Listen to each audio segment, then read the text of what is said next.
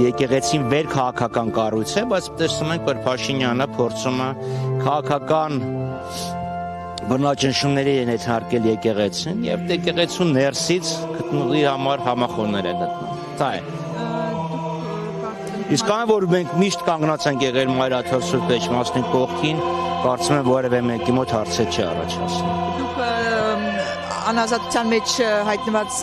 սրբազանների հետ հանդիպում եք, կարծես թե միշտ։ Երբ եք վերջին անգամ այցելել։ Ամսի 31-ին այցելել եմ Բագրատ սրբազանին, դրանից 2 օր առաջ Միքայել սրբազանին։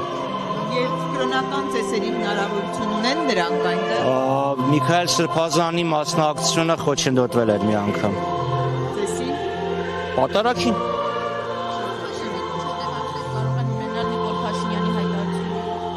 Դուք նկատի ունեք այդ խայտարակ ծրագրությունը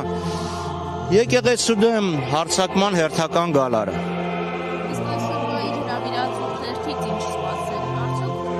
Շոու, քաղաքական պերֆորմանս։ Պարտադրանքի ուժով կտեսնեք պետական աշխատողներ, բյուջեից աշխատավարձ, դպրոցի ուսուցիչներ, մանկապարտեզի, համանքային, բազմաթիվ ոստիկաններ, ինչքան համազգեստով երևի մի այդքան էլ առանց համազգեստ, որ մասով կա ապահովում։